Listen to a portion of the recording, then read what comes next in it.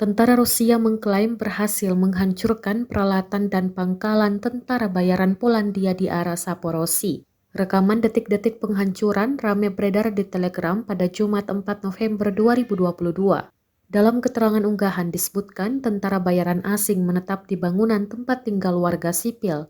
Para tentara bayaran juga disebut menciptakan titip transhipment di sana.